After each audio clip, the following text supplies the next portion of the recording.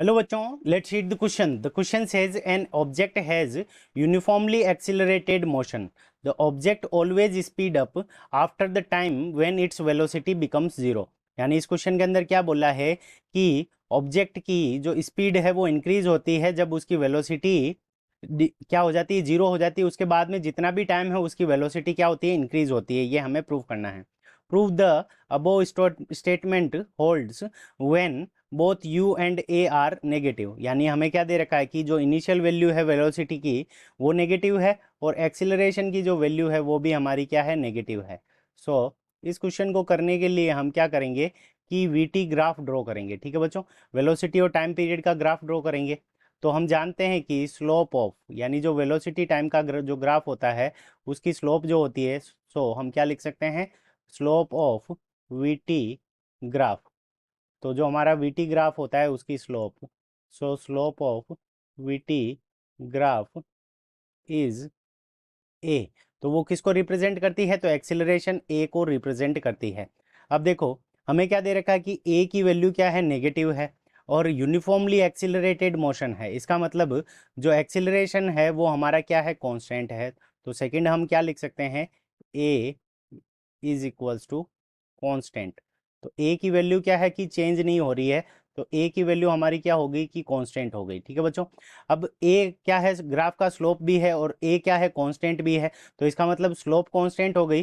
तो slope constant हो गई तो हमारा जो ग्राफ बनेगा वो क्या बनेगा, लीनियर बनेगा. ठीक है बच्चों, सो ग्राफ विल बी लीनियर. तो लीनियर बनने का रीजन भी हमने देख लिया. अब देखो हमारा जो ग्राफ बनेगा वो कैसा बनेगा, तो उसके लिए इक्वेशन क्या होगी. तो देखो किसी भी टाइम v, टाइम के टी के ऊपर जो वेलोसिटी v होगी तो v इज इक्वल्स टू, अब बहुत v और सॉरी u और a दोनों नेगेटिव दे रखे हैं तो यहाँ पे v is equals to minus u minus a t. तो ये हमारी इक्वेशन आ जाएगी. और जब टाइम पीरियड t बराबर जीरो होगा तो उस कंडीशन के अंदर जो v इज इक्वल्स टू यानी वेलोसिटी होगी वो हमारी कितनी हो जाएगी, माइनस का u हो जाएगी. और सो अब हम ग्राफ ड्रॉ कर लेते हैं. तो सबसे पहले इस डायरेक्शन के अंदर हमारा v क्या हो गया, पॉजिटिव हो गया. और टाइम पीरियड t बराबर क्या हो गया हमारा, इस तरफ हो गया. अब टाइम पीरियड t बराबर जीरो है तो उस कंडीशन के अंदर जो वेलोसिटी की वैल्यू है वो हमारी क्या है, नेगेटिव है. तो यहाँ से हमारे पास में क्या आ गया, माइनस का u आ गया.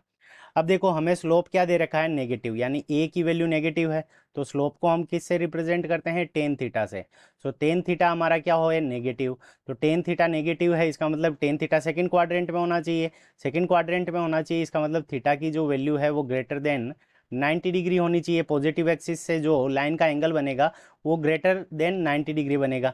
तो ग्रेटर देन 90 डिग्री बनेगा तो हमारी जो स्लोप होगी वो कुछ इस डायरेक्शन में ऐसे जाएगी.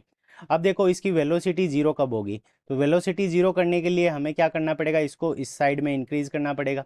इस साइड में इंक्रीज करना पड़ेगा तो यहाँ पे टाइम पीरियड कुछ टी ए हो, टी ए टाइम पीरियड होगा.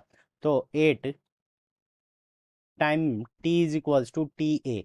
तो जब टाइम टी ए के इक्वल होगा तो उस कंडीशन के अंदर वेलोसिटी की वैल्यू हमारी कितनी हो जाएगी, जीरो हो जाएगी.